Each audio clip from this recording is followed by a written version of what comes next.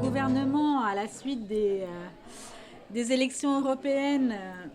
Bon, après chacun pense qu'il en veut, de façon, à mon avis, assez démagogique. On fait tout ce qu'on veut ici. Il suffit d'avoir le bon ton.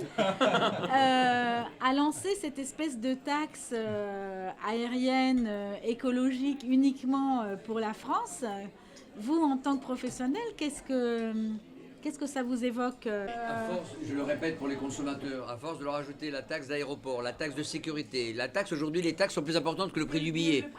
Donc à un moment donné, le consommateur va dire je ne voyagerai plus, si c'est ce que vous voulez. Je pense qu'il y a des bonnes taxes et des taxes qui sont peut-être moins utiles et qu'il faudrait la variabiliser, entre guillemets, pour qu'on puisse avoir quelque chose de cohérent. Je pense que si vous dites à chaque voyageur, vous allez payer 1 euro de plus pour que justement on rende votre voyage plus écologique. Un voyageur mondial. Mondial, bien sûr, mais pourquoi la France comme exemple? D'abord, nous sommes l'Europe et non pas la France, car nous devons raisonner européen. Et quand on parle de tourisme, on doit raisonner mondial. On est C'est tout. d'accord. Ok. Bon, c'était juste mon petit truc qui m'énervait. Alors, à propos de trucs qui m'énervaient, qu'est-ce qui t'énerve, Consuelo?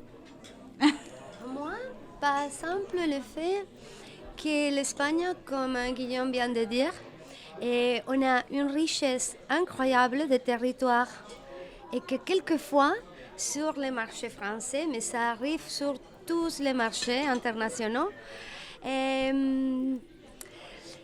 on est connu juste pour 2-3 endroits, pas plus. Et 2-3 plages aussi. Et ça m'énerve parce que je voudrais faire connaître la richesse de mon pays, mais de tout mon pays, avec toutes les possibilités d'activités qu'un Français peut faire chez nous. En revenant sur l'histoire écologique tout à l'heure, c'est qui, comme tu as dit, pourquoi qui m'énerve? Qu'est-ce qui m'énerve comme tu as dit? Ce qui m'énerve, c'est que les gens cherchent toujours des qualités et ils veulent toujours payer moins cher.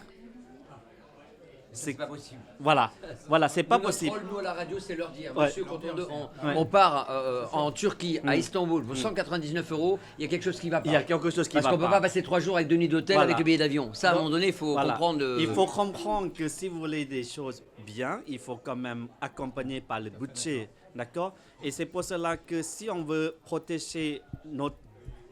nous protéger dans cette planète, il faut savoir aussi dépenser. Pas dépenser seulement physiquement, il faut dépenser également financièrement. Vous avez parlé de pipi tout à l'heure. On a fermé, le gouvernement a fermé, c'est pour protéger, pour régénérer à nouveau la nature. coraux, bien sûr. Mais en même temps, il y a des hôtels qui sont sur l'île de Pipi. Il y a 2 îles de Pipi.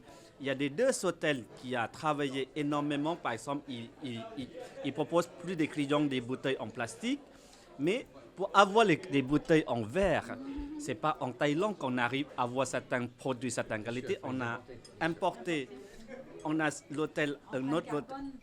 Voilà. Il y a des enjeux. On a parlé de pouvoir d'achat, on a parlé des compagnies aériennes, on a parlé de l'écologie. Mais tout cela, il faut que ce soit cohérent ou être ensemble pour qu'on puisse avancer correctement. C'est une politique à long terme, ça ne peut pas se faire, comme Voilà. a dit Guillaume, Ouais. du jour au lendemain. Non. C'est le management de C'est Exactement. management, oui, c'est management. Et cette management-là doit rentrer dans la mentalité des gens.